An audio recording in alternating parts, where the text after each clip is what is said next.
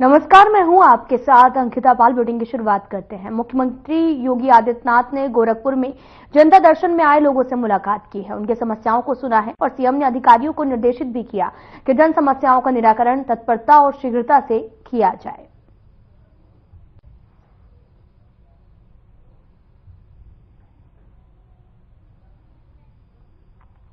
गोरखपुर दौरे पर सीएम योगी आदित्यनाथ थे, जहां पर जनता दर्शन में लोगों की समस्याओं को सुना, अधिकारियों को भी समाधान करने के निर्देश दिए हैं। तस्वीरें आपको दिखा रहे हैं जो कि गोरखपुर से हैं, जहां पर सीएम योगी आदित्यनाथ गोरखपुर पहुंचे थे।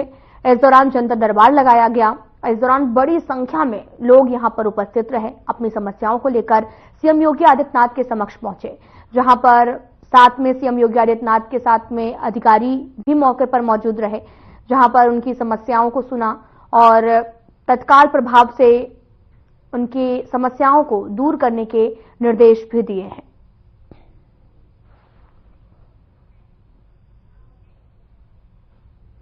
खबर मेरठ से है, जहां पर विश्व मानव अधिकार दिवस पर एडीजी जोन डी के ठाकुर ने इस अवसर पर जोनल कार्यालय मेरठ में समस्त अधिकारियों और कर्मचारियों को मानव अधिकार का पालन करने की शपथ दिलाई है। आपको बताते चलें कि एडीजी जोन ने अधिकारियों को शपथ दिलाई। तस्वीरें आपको दिखा रहे हैं जो कि मेरठ से हैं, जहां पर मेरठ कार्यालय में शपथ दिलाई गई है और यहां पर विश्व मानव अधिकार दिवस भी मनाया गया है।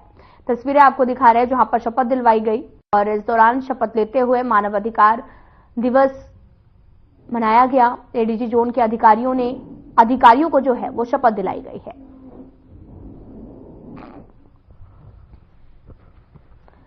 आपको बताते चले कि एडीजी जोन ने अधिकारियों को शपथ दिलाई है। मेरठ कार्यालय में मनाया गया इस दौरान मानव अधिकार दिवस और साथ ही शपथ भी दिलवाई गई है।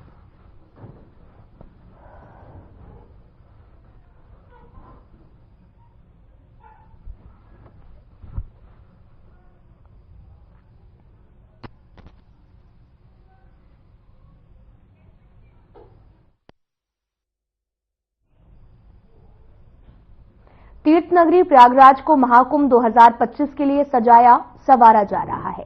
प्रयागराज महाकुंभ को लेकर संगम नगरी में विश्व की सबसे बड़ी रंगोली तैयार की जा रही है, जो तकरीबन 55,000 वर्ग फुट में बनने वाली है। यहां पर यह भी बताया जा रहा है कि इस रंगोली में 11 टन रंग का इस्तेमाल भी किया जाएगा।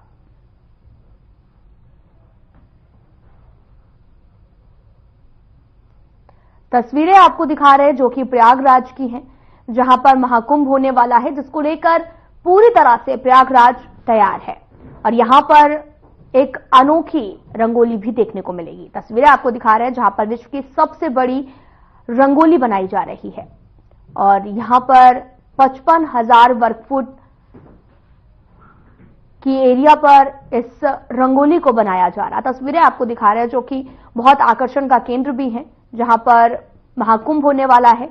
55,000 वर्ग फुट की मीटर की जो एरिया है, उस एरिया पर बड़ी सी रंगोली का निर्माण किया जा रहा है।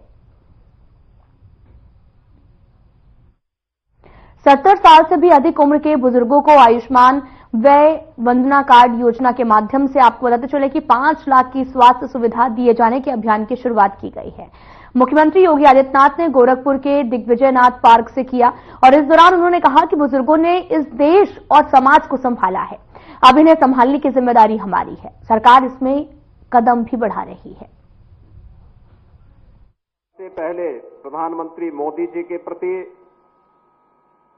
हृदय से धन्यवाद देता हूं कि उन्होंने उन बुजुर्गों के लिए जो एक उम्र के बाद असहाय सा हो जाता है, महंगी चिकित्सा स्वयं भी नहीं और परिवार के लोग भी वहन करने में असमर्थ से होते हैं, उन सब का ख्याल करते हुए 70 वर्ष से ऊपर के प्रत्येक व्यक्ति को, चाहे वह किसी भी जाति का हो, किसी भी क्षेत्र का हो, किसी भी आय वर्ग का हो, उन सभी के लिए आयुष्मान वय वंदना योजना को लागू किया है और आज इस योजना के अंतर्गत अकेले उत्तर प्रदेश के अंदर लाखों लोगों ने योजना का लाभ लेकर के इस योजना को सफलता की एक नई ऊंचाई की ओर पहुंचाया है और गोरखपुर में भी आज इसी उद्देश्य से हम लोग आए हैं। 8,300 से अधिक लोगों को जो 70 वर्ष से ऊपर के हैं अब तक इस योजना के माध्यम से जोड़ा गया है, जिन्हें 5 लाख रुपए हर वर्ष मुफ्त में उपचार के लिए सुविधा प्राप्त होगी। मैं उन सब का हृदय से अभिनंदन करते हुए उन्हें अपनी बधाई देता हूं। बहनों और भाइयों, प्रधानमंत्री आयुष्मान भारत की योजना प्रधानमंत्री मोदी जी ने 2018 में सितंबर 18 में लागू की थी। 2018 में जो योजना लागू हुई, यह दुनिया की सबसे बड़ी स्वास्थ्य बीमा की योजना है, जिसमें लाभार्थी को कुछ भी नहीं देना होता है। बस उसका कार्य है वे हर बार जाकर के अपना कार्ड रिन्यूअल करवा ले हर वर्ष। तो हर वर्ष उसे या उसके परिवार के लोग 5 लाख रुपए का स्वास्थ्य की फ्री की सुविधा किसी भी इम्पैनल्ड हॉस्पिटल में, जनपद में, प्रदेश में या देश में प्राप्त कर सकते हैं। और यह सुविधा आज देश के अंदर प्राप्त हो रही है। तो गोरखपुर में भी 280 चिकित्सालय इस योजना से आच्छादित हैं, जिनमें 191 हॉस्पिटल सरकारी हैं और शेष निजी क्षेत्र के हॉस्पिटल हैं, जिनमें ये सुविधा कोई भी लाभार्थी उठा सकता है। उस दृष्टि से बुजुर्गों के लिए यह योजना लाभकारी हो, इसके लिए आज व्यापक जन जागरण कार्यक्रम के उद्देश्य से हम लोग गोरखपुर में आए हैं। मैं भी देख रहा था यहां पे जो लगभग 20 के आसपास बुजुर्ग लोग मंच पर आए थे। मैं उनकी स्थिति देख रहा था, हाथ कहां कांप रहे थे, कोई अस्वस्थ था, कोई चलने में असमर्थ था, किसी को दिखाई नहीं दे रहा था। यह हमारे उन बुजुर्गों की स्थिति है जिनके श्रम पर, जिनकी साधना पर आज हम सब टिके हुए हैं और वर्तमान का भविष्य, वर्तमान आज खुशहाल है। उन लोगों की हम देखभाल कैसे कर सकें और वे परिवार के ऊपर बंधन लोग न माने, बल्कि उन्हें परिवार के लिए एक लाभकारी व्यवस्था के साथ उन्हें जोड़ने का काम सरकार ने किया है कि परिवार के ऊपर का पूरा खर्चा सरकार लेगी। हर बुजुर्ग को हम 5 लाख रुपए की स्वास्थ्य बीमा का फ्री में उपचार की सुविधा उपलब्ध करवाएंगे। इस दृष्टि से आज यह कार्यक्रम यहां पर आयोजित हो रहा है। मुझे बताते हुए प्रसन्नता है कि उत्तर प्रदेश में अब तक देश के अंदर सर्वाधिक 5 करोड़ 25 लाख लाभार्थियों के गोल्डन कार्ड बन गए हैं। उत्तर प्रदेश के अंदर लाभार्थियों की संख्या 9 करोड़ से अधिक है, यानी 9 करोड़ से अधिक लोग इस श्रेणी में, पात्रता की श्रेणी में आते हैं, जो आयुष्मान कार्ड की सूची में शामिल होकर के प्रतिवर्ष 5 लाख रुपए की स्वास्थ्य बीमा का कवर सरकार से प्राप्त कर सकते हैं। और इसके लिए सरकार ने व्यापक प्रबंधन किए हैं। किसी भी हॉस्पिटल में आप जाते होंगे, आयुष्मान कार्ड के लिए अलग से कर्मचारी हैं, अलग से काउंटर है, अलग से दवा की दुकान भी है, अलग से सभी प्रकार की सुविधा प्राप्त होती है, जिससे किसी भी व्यक्ति को कोई असुविधा न हो। एक तरफ प्रधानमंत्री आयुष्मान भारत योजना के अंतर्गत इस सुविधा का लाभ दिया जा रहा है, वहीं दूसरी ओर प्रदेश में मुख्यमंत्री जन आरोग्य योजना के अंतर्गत जरूरतमंदों को, गरीबों को इस योजना से जोड़ने का भी एक बड़े कार्यक्रम को सरकार ने अपने हाथों में लिया है। उन सभी जरूरतमंदों को जो लाभार्थी थे लेकिन किन्हीं कारणों से इनका नाम नहीं आ पाया था, वे भी वंचित न रहने पाए, उनको भी हम लोगों ने इस सुविधा से जोड़ा है। और मुख्यमंत्री राहत कोष से भी बड़े पैमाने पर ऐसे लाभार्थियों को जोड़ने का कार्य हुआ है। मुझे बताते हुए प्रसन्नता है कि अकेले गोरखपुर जनपद के अंदर अब तक 7,437 लोगों को 123 करोड़ 16 लाख रुपया मुख्यमंत्री राहत कोष से ही उपचार के लिए प्राप्त हुआ है। जो अभी आप कुछ लोगों के मुंह से बात सुन रहे थे ना कि कोई कैंसर से पीड़ित है, कोई अन्य बीमारी से पीड़ित है, उपचार के लिए उनके पास कोई अन्य सुविधा नहीं, परिवार के लोगों की माली हालत वहां नहीं है, तो उन लोगों के उपचार के लिए सरकार ने एक व्यवस्था बनाई और उसके लिए भी वहां आयुष्मान भारत के अंतर्गत आ जाए, वह मुख्यमंत्री जन आरोग्य योजना के अंतर्गत आ जाए, वह दीनदयाल योजना कैशलेस स्कीम के अंतर्गत आ जाए, और अगर इनमें से किसी भी योजना के अंतर्गत नहीं आया है तो उन्हें मुख्यमंत्री राहत कोष से धनराशि उपलब्ध कराने में हम देर नहीं करते हैं और उन्हें इस सुविधा का लाभ प्राप्त हो सके, इसके लिए आज यहां पर ये योजना यहां पे गोरखपुर के लिए भी हम लोगों ने प्रभावी ढंग से आगे बढ़ाने का काम किया है। बहनों और भाइयों, वास्तव में एक बड़ी अच्छी स्कीम है जिसमें अब तक हम लोगों ने गोरखपुर के अंतर्गत अकेले यहां पर जो हॉस्पिटल हैं, आयुष्मान भारत में 320 करोड़ रुपए केवल आयुष्मान भारत के अंतर्गत जिन लोगों ने उपचार कराया है उन लोगों को, उन हॉस्पिटल्स को सरकार ने उपलब्ध करवाया है। और इसमें लगातार इस योजना से लोगों को लाभान्वित करने का काम किया जा रहा है। आज प्रदेश के अंदर आपने देखा होगा, पहले गोरखपुर में इंसेफ्लाइटिस से बड़ी संख्या में मौतें होती थी।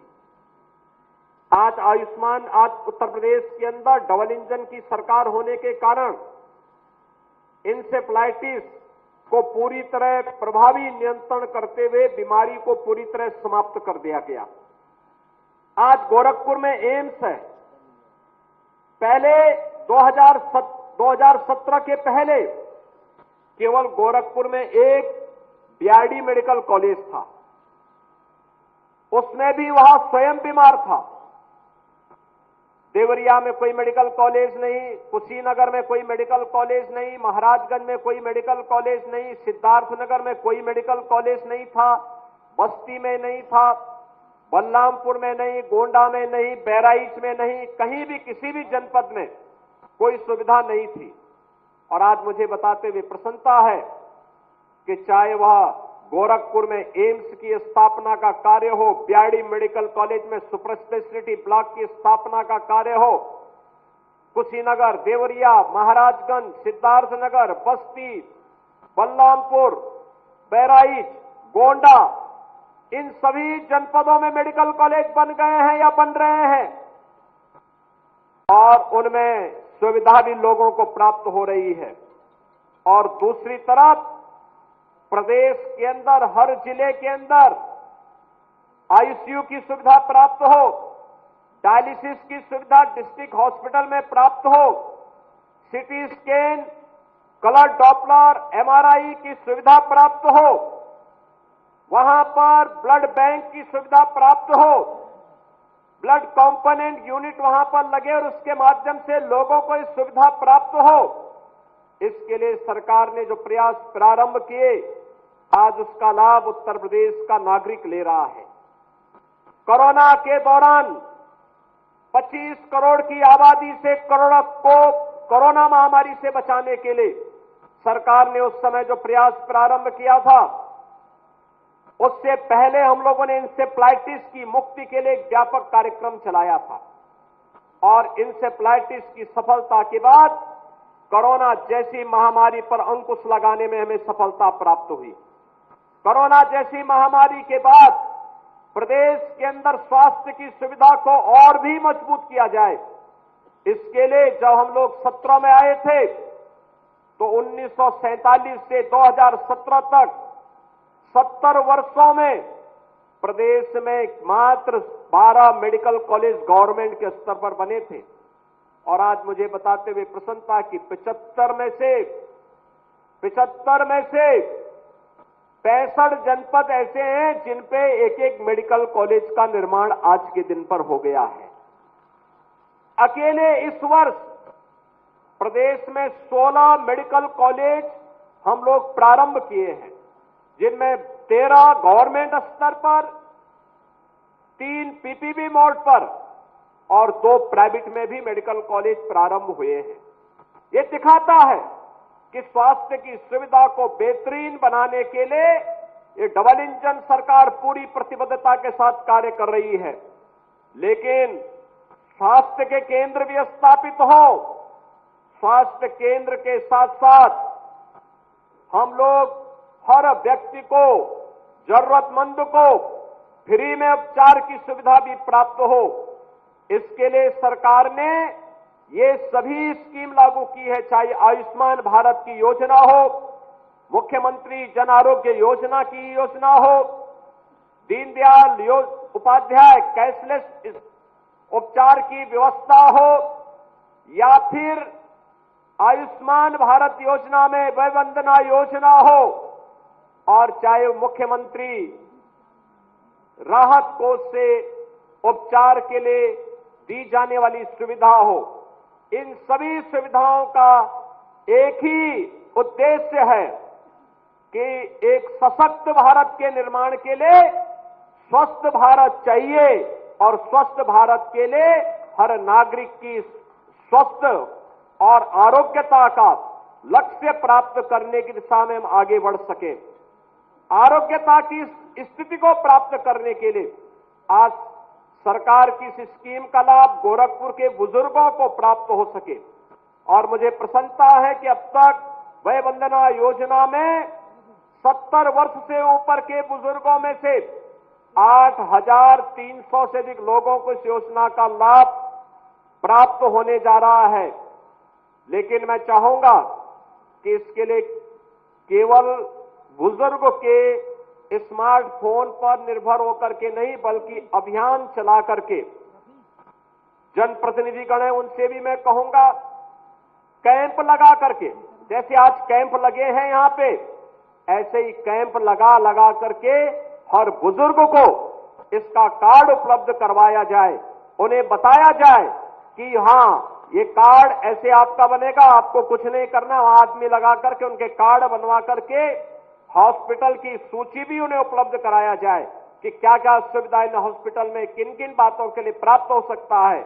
और मुझे लगता है कि जो भी कार्य इस संबंध में स्वास्थ्य विभाग के लोग और जनप्रतिनिधि या समाज के जागरूक लोग करेंगे, मान करके चलिए मातृ ऋण, पितृ ऋण और ऋषि ऋण से उन्हें इस कार्य के माध्यम से एक मुक्ति मिलेगी और उन्हें इसके माध्यम से उसका पुण्य भी प्राप्त होगा।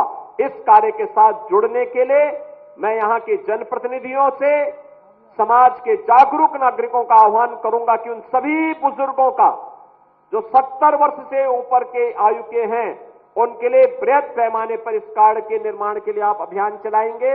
आज के इस अवसर पर मैं एक बार फिर से इस पूरे अभियान के प्रति अपनी शुभकामना देते हुए आप सबके और सभी नागरिकों के, सभी बुजुर्गों के स्वस्थ और आरोग्यता की कामना करते हुए अपनी वाणी को विराम देता हूं। धन्यवाद। जय हिंद। प्रधानमंत्री नरेंद्र मोदी ने आज हरियाणा के पानीपत में जीवन बीमा निगम की बीमा सखी योजना को लॉन्च किया है। इस दौरान पीएम मोदी ने हरियाणा की जमकर तारीफ भी की और वहीं पीएम ने अपने संबोधन से ये भी कहा कि चुनाव के दौरान आप सभी माताओं बहनों ने नारा दिया था कि मार हरियाणा, नॉन स्टॉप हरियाणा, उस नारे को हम सभी ने अपना संकल्प बना दिया है। अब यहां पर देश की बहनों और बेटियों को रोजगार देने वाली बीमा सखी योजना की शुरुआत की गई है और मैं देश की सभी बहनों को बधाई देता हूं। साथियों, चुनाव के दौरान आप सभी माताओं बहनों ने नारा दिया था, महारा हरियाणा, नॉन स्टॉप हरियाणा। उस नारे को हम सभी ने अपना संकल्प बना दिया है। उसी संकल्प के साथ आज मैं आप सबके दर्शन करने के लिए आया हूं और मैं देख रहा हूं जहां मेरी नजर पहुंच रही है, माताएं बहनें इतनी बड़ी तादाद में। साथियों, अब यहां देश की बहनों बेटियों को रोजगार देने वाली बीमा सखी योजना की शुरुआत की गई है। बेटियों को अभी यहां बीमा सखी के प्रमाण पत्र दिए गए हैं। मैं देश की सभी बहनों को बहुत बहुत बधाई देता हूं। साथियों, कुछ साल पहले मुझे यहां पानीपत से बेटी बचाओ बेटी पढ़ाओ अभियान शुरू करने का सौभाग्य मिला था। इसका सकारात्मक प्रभाव हरियाणा के साथ साथ पूरे देश में हुआ। अकेले हरियाणा में ही बीते दशक में हजारों बेटियों का जीवन बचा है। अब 10 साल बाद इसी पानीपत की धरती से बहनों बेटियों के लिए बीमा सखी योजना का शुभारंभ हुआ है। यानी हमारा पानीपत एक प्रकार से नारी शक्ति की प्रतीक भूमि बन गया है। विदेश मंत्री डॉक्टर एस जयशंकर 2 दिवसीय बहरीन दौरे पर हैं, जहां उन्होंने भारत बहरीन उच्च संयुक्त आयोग की 4थी बैठक की अध्यक्षता की है। Excellency, let me express on behalf of the people of India our best wishes on the completion of 25 years of His Majesty's ascension to the throne. Under His Majesty's leadership, India-Bahrain relations have really moved from strength to strength. Today, I'm deeply privileged to join you in co-hosting the 4th High Joint Commission between our two countries. And I'm very happy to note that the agenda items that we will be considering will have many positive outcomes. I look forward to a very open and constructive discussion on this broad-based agenda and reviewing the entire gamut of our relationship. Our continued meetings, Excellency, and the high-level interactions that have taken place between our two countries, they testify to the strong bonds of friendship between us. Not just bonds of friendship, but those which have been forged over time and very deeply between our societies. I think the task for us is today to build on those, driven by a common commitment to peace, to security, to the pursuit of development and prosperity of our peoples and of the region. We see great potential in many new areas like space, education, fintech, science and technology.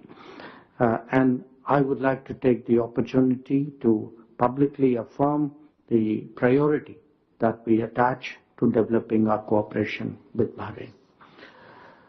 We have, Excellency, made significant progress in recent years in trade and investment, and we certainly would like to develop that positive momentum. And I want to say that India welcomes investors from Bahrain to come and explore opportunities in India. We also cooperate closely on defense and security matters. India's joining of the Combined Maritime Forces, which is headquartered in Manama, will certainly be beneficial to strengthening regional maritime security. And we affirm our very firm commitment to the safety and security of international maritime activities. For us, Bahrain is a particularly valuable partner in the Gulf region. We very much appreciate your support for India in regional and multilateral forums. We look forward to working with you in that regard. I would also take the opportunity to emphasize the appreciation for the manner in which the Indian community in Bahrain is looked after. It is a very, very important link, I would say a bridge between our community, between our countries. And we believe that they are contributing significantly to the development of Bahrain. And we certainly hope that. Rajpur में इतना ही। नमस्कार।